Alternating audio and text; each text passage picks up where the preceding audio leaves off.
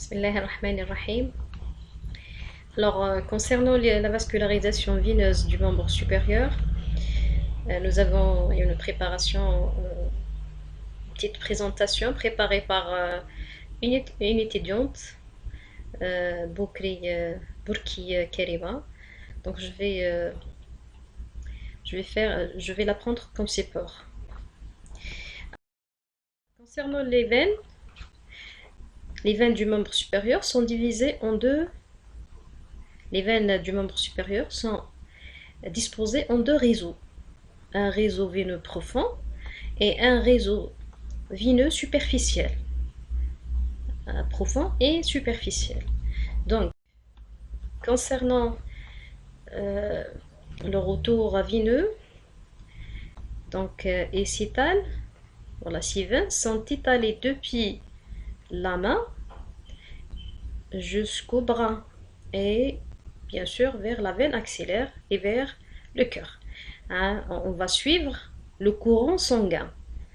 Nous avons un retour veineux, un retour. Donc le sang est ramené vers les organes et les éléments par les artères, et puis le retour se fait par les veines et s'étale depuis la main jusqu'au bras et bien sûr vers la veine axillaire. Pour le réseau profond,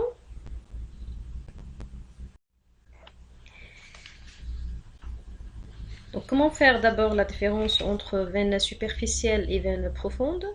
C'est par rapport au fascia superficiel, la pronivose superficielle qui recouvre le membre.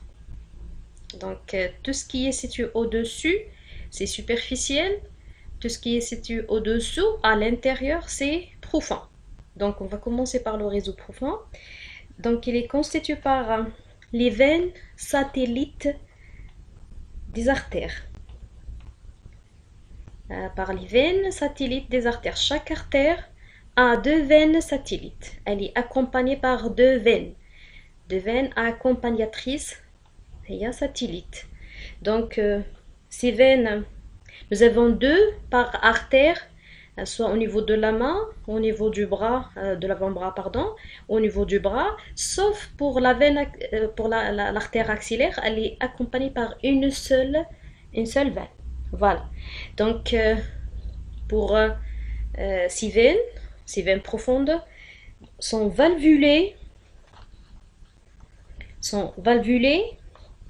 et ces veines sont relayées par des anastomoses transverses. Donc j'ai par exemple cette artère qui est l'artère ulnaire accompagnée par deux veines satellites. Ces deux veines sont unies par des anastomoses transverses. Transversalement. Donc ce réseau-là assure la grande partie de retour veineux. Le réseau profond assure presque 90% du retour veineux. Voilà. Donc, on va les citer. Pour les veines profondes, nous avons d'abord les veines accompagnées des artères des doigts. Chaque artère a deux veines accompagnatrices. Nous avons deux arcades. Et aussi, nous avons deux veines satellites de l'artère ulnaire, deux veines satellites de l'artère radiale, aussi les veines satellites de l'artère brachiale, et puis le tout vont se réunir pour former une veine axillaire qui se trouve en dedans par rapport à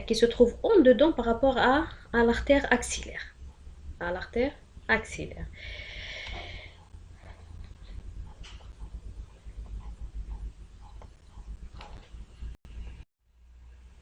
Donc on voit ici sur le schéma, nous avons, ça c'est une veine superficielle qu'on appelle basilique. Là c'est une veine brachiale. Vont passer à l'intérieur et s'aboucher au niveau de la veine axillaire. Donc ce schéma-là représente l'artère axillaire accompagnée par les veines, par le plexus brachial et ses branches terminales. On voit ici l'artère accélère. Donc le réseau profond, j'ai dit qu'il est composé par chaque artère, elle est accompagnée par deux veines au niveau de la main, les veines radiales, les veines ulnaires, les veines brachiales et une veine axillaire. Une veine axillaire. Concernant maintenant le réseau superficiel, qui a une importance dans la pratique aussi. Donc on voit ici sur le schéma, cette partie blanche représente le fascia superficiel. Le fascia ou bien la ponevrose superficielle au niveau de l'avant-bras, on dit antébrachial. Et puis au niveau de la main, tout ce qui est situé au-dessus, bras, hein, c'est superficiel. C'est superficiel. Donc là, c'est les reliefs des veines qu'on voit sur le bras, les reliefs de ces veines. On va commencer d'abord le réseau à partir donc nous avons, avant de décrire les veines, on va citer quelques particularités concernant les veines superficielles. On dit d'abord, ce sont de nombreuses veines, non satellites des artères d'abord, ne sont pas satellites, non satellites des artères. Le réseau superficiel se draine donc dans le réseau profond.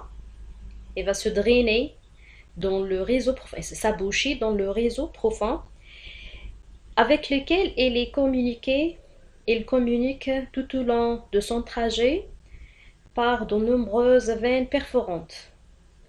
Mais ces veines sont avalvulées pour permettre la circulation dans les deux sens. C'est quoi l'intérêt de ces valvules? C'est pour empêcher le retour veineux. Le sang. Donc ces valvules dans le réseau profond, c'est justement pour empêcher le retour veineux. Mais ces communications entre le réseau superficiel et le réseau profond, c'est par des veines perforantes, mais qui ne sont pas valvulées pour ne pas empêcher le sang d'aller dans ce sens ou dans l'autre. Donc c'est quoi l'intérêt de ce réseau-là?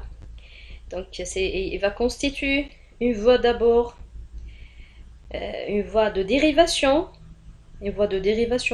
lors d'une oblitération de réseau profond. Lorsqu'on a une obstruction au niveau d'une veine profonde, le sang peut prendre le chemin de réseau superficiel. Donc il va constituer une voie de dérivation. Et il va constituer la voie d'abord pour accéder à la circulation veineuse. Donc on va l'accéder par les veines superficielles. C'est la voie d'abord pour la circulation veineuse. Donc pour faire quoi? Pour faire les prélèvements sanguins, pour faire les injections, pour faire les perfusions. Donc c'est une voie d'accès à la circulation. Pour l'anatomie descriptive, on va décrire d'abord la partie inférieure. Donc là, la naissance des veines, c'est au niveau digital, puis nous avons l'anastomose de ces veines pour former une arcade, puis nous avons la formation des veines qui cheminent le long de l'avant-bras, puis le bras et la terminaison. D'abord, nous avons les veines digitales. Donc on voit Naya, c'est la face dorsale. Parce qu'on remarque que le réseau dorsal est plus développé que le réseau palmaire. Donc on va décrire le réseau dorsal. D'abord les veines des doigts, où nous avons la partie qui se trouve au-dessous de l'angle va former un réseau sous-ingual. L'angle, nous avons un réseau sous-ingual. et puis une veine péri-inguale qui va drainer le réseau sous-ingual. C'est la veine péri-inguale. Et puis nous avons une veine dorsale, médiane. Une veine médiane. On peut avoir une ou deux veines dorsales, kif. Nous avons une ou deux.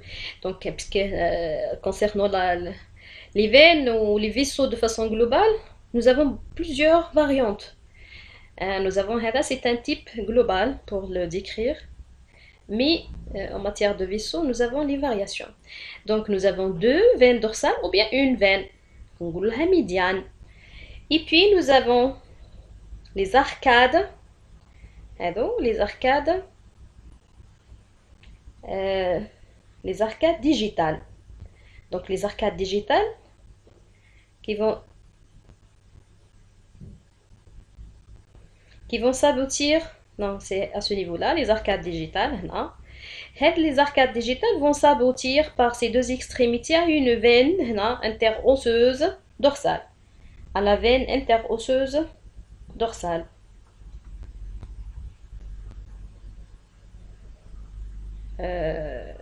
Interosseuse ou bien métacarpienne dorsale. Voilà. Le tout là va former une arcade dorsale. Nous avons une veine qui va drainer le pouce.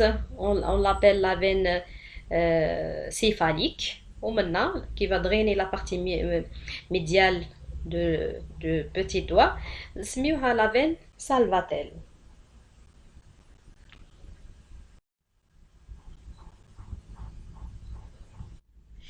Alors, ce qu'on voit sur le schéma ici, donc ça c'est la face palmaire, hein, où les veines ne sont pas assez développées. Hein.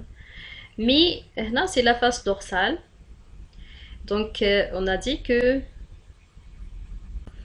à ce niveau-là, nous avons une arcade dorsale. Elle est très développée à ce niveau-là, c'est certain. Et nous avons la veine qui draine la partie latérale du pouce, on l'appelle céphalique, et la partie latérale, médiale du petit doigt, on dit salvatelle, la salvatelle de 5e doigt, qui vont s'anastomoser avec les extrémités de l'arcade dorsale. Alors, concernant maintenant la partie au niveau du bras, c'est très nous avons plusieurs veines, mais nous avons l'extrémité médiale va se continuer et contourne la partie latérale et devient antérieure, donnant une veine ulnaire superficielle. Et sur l'autre côté latéral, nous avons la veine radiale superficielle, celle-là, la veine radiale superficielle. Nous avons aussi une veine médiane au niveau de l'avant-bras, une veine médiane superficielle, antébrachiale. Ça dépend, le développement de chaque veine. Et nous avons la constitution d'un réseau au niveau du coude.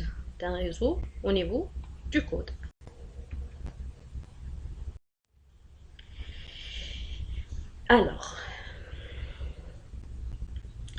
ça c'est la veine latérale, la veine médiale. On peut dire que c'est la veine basilique, mais on dit aussi, couramment, on dit la veine ulnaire superficielle. Et celle-là aussi, on dit céphalique, ou là, la veine radiale superficielle avec une veine médiane. Au niveau du pli du coude, nous avons la formation de plusieurs formes. D'abord, nous avons la forme de M vineux. Lorsque la veine médiane, elle va se diviser en deux branches, une latérale céphalique, médiane céphalique, et une médiane basilique. Médiane céphalique et médiane basilique qui provient de de la veine moyenne, médiane, de la veine moyenne. Donc, ces deux veines, on va commencer par la veine médiane basilique, va s'anastomoser avec la veine radiale superficielle, formant un tronc. C'est ce qu'on appelle la veine céphalique du bras. Et la veine médiane basilique va s'anastomoser avec la veine ulnaire superficielle, constituant la veine basilique du bras. La veine basilique. Hein? Nous avons à ce niveau-là plusieurs formes.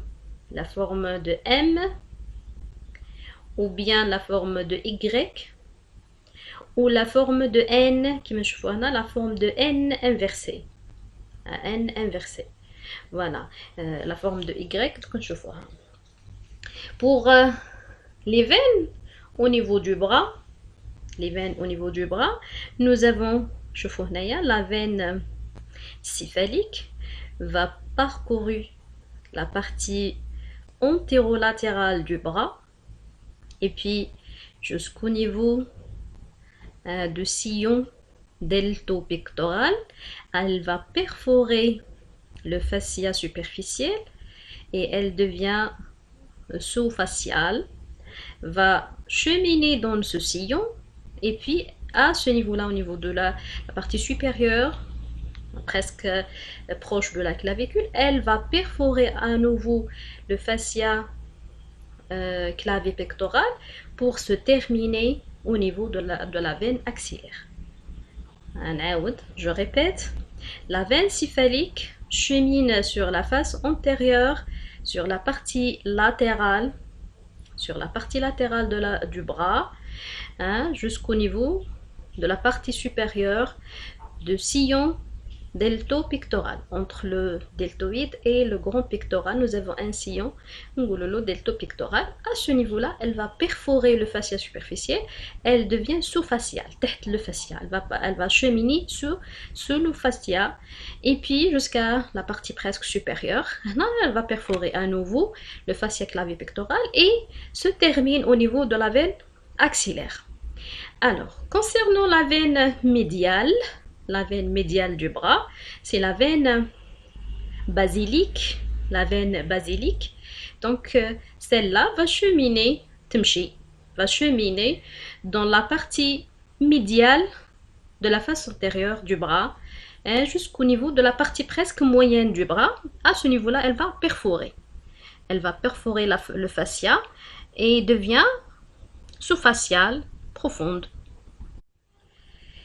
Alors, elle devient à ce niveau, elle va perforer le fascia superficiel ou bien la peau au niveau superficiel du bras. Elle devient sous-faciale sur un petit trajet et puis elle va s'anastomoser, s'aboucher au niveau de la veine brachiale médiale. Ou bien on peut avoir aussi un abouchement au niveau directement dans la veine axillaire. Donc, c'est le réseau superficiel du bras. C'est le réseau superficiel du bras. Voici, c'est quelques schémas répétés. Toujours, nous avons le réseau sous-inguinal, péri-inguinal, médial ou digital par une seule veine ou deux veines. Donc, l'arcade digitale, puis les veines métacarpiennes dans l'arcade dorsale qui va recevoir la céphalique du pouce et la salvatelle de petit doigt, du cinquième doigt, et ils vont former la veine basilique ou la veine ulnaire superficielle, et celle-là va former la veine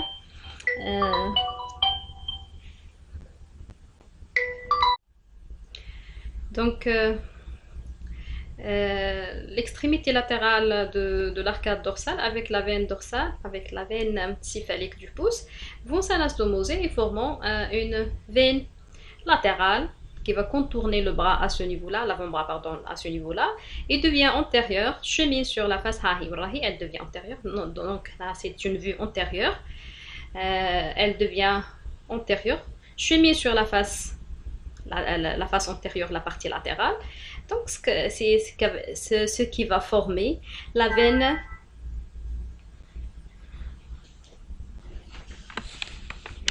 Donc, c'est la veine céphalique ou bien la veine radiale superficielle. La veine radiale superficielle. Donc, là, c'est la veine médiane antébrachiale. Nous avons sur ce schéma, sous forme de réseau. Et au niveau de la partie médiale, en avant et en médial, nous avons la veine superficielle, ulnaire superficielle ou bien la basilique. Hein? Jusqu'au niveau du pli du coude, nous avons l'anastomose entre ces trois veines formant plusieurs formes. On a dit M veineux ou bien Y ou là N inversé. Voilà. Et pour au niveau du bras, nous avons la veine basilique brachiale et nous avons la veine céphalique. La veine basilique et la veine céphalique.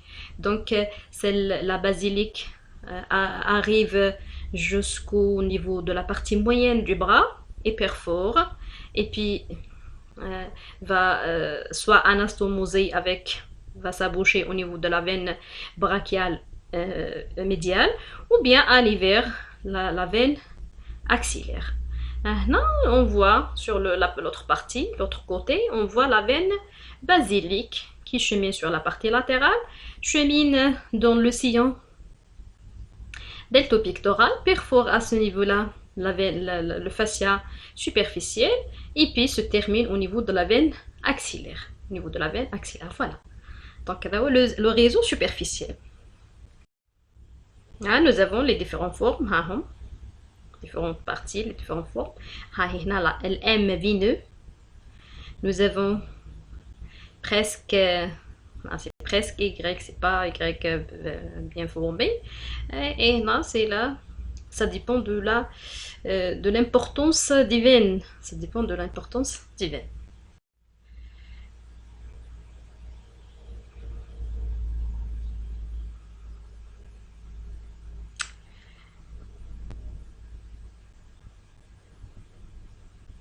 C'est quoi là? C'est le même réseau. On a déjà décrit le réseau. Et on a dit qu'il y a une anastomose entre le réseau superficiel et le réseau profond par des veines anastomotiques perforantes qui ne sont pas valvulées. Et dont la plus importante, c'est la veine du pli du coude. Une qui est importante se trouve au niveau du pli du coude, ce qui permet la circulation en cas d'obstruction du réseau profond.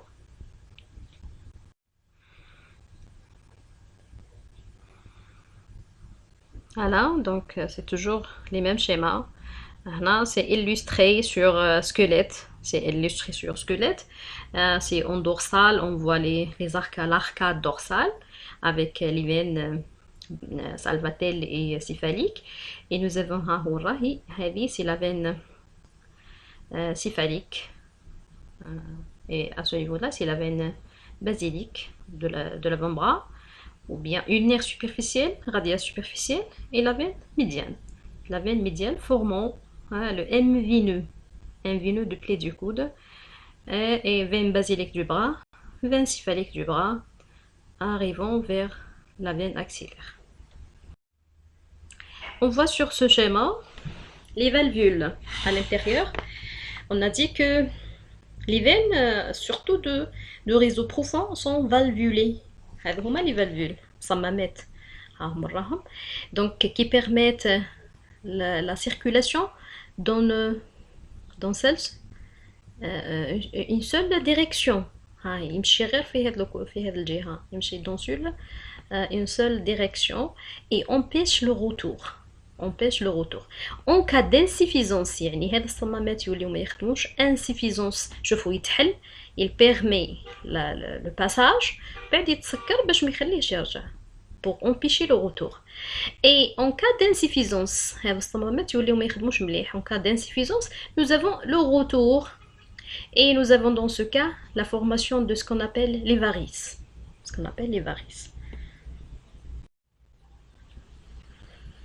Donc, là, on dit que le rôle des valvules veineuses est de faire circuler le sang de la portion antérieure inférieure vers la partie supérieure et vers le cœur, et non pas dans le sens opposé. Très bien. Donc, ne pas dans le sens opposé. S'il y a un retour veineux, ça va créer ce qu'on appelle les varices. Ça va créer ce qu'on appelle les varices. La dilatation des veines, parce que nous avons une accumulation de veines au niveau de la partie inférieure. L'accumulation va donner une dilatation de ces veines, surtout au niveau du membre inférieur. On parle surtout du membre inférieur. Hein. Pour le membre supérieur, on peut mobiliser le membre pour faire circuler le sang. Mais au niveau du membre inférieur, lorsqu'on a une insuffisance, les veines, les valvules ne sont pas fonctionnelles. Nous avons une valvule incontinente, elle n'est pas fonctionnelle, va permettre le retour veineux, ce qui donne une accumulation de sang au niveau des veines et ce qui donne une dilatation des veines, ce qu'on appelle les varices. Vous connaissez les varices. Pour l'application pratique sur les veines superficielles, donc on a dit au début, on a dit que c'est la voie d'abord, la voie d'accès à la circulation veineuse. On peut faire à ce niveau-là les injections, hein. On peut faire les prélèvements à partir de réseaux superficiels et on peut faire aussi les perfusions intraveineuses.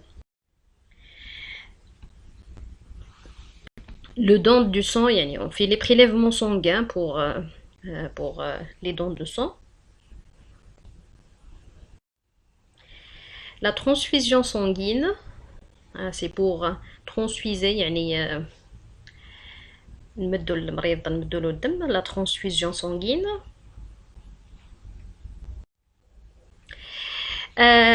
Donc ça c'est le réseau veineux. C'est très facile, il faut une petite concentration. Et l'intérêt, de savoir l'intérêt surtout de réseaux superficiels. En conclusion, nous avons deux réseaux, superficiels et profonds. Le profond assure la plus grande partie de retour veineux. Le réseau superficiel, c'est la voie d'accès à la circulation veineuse. Voilà. Et merci.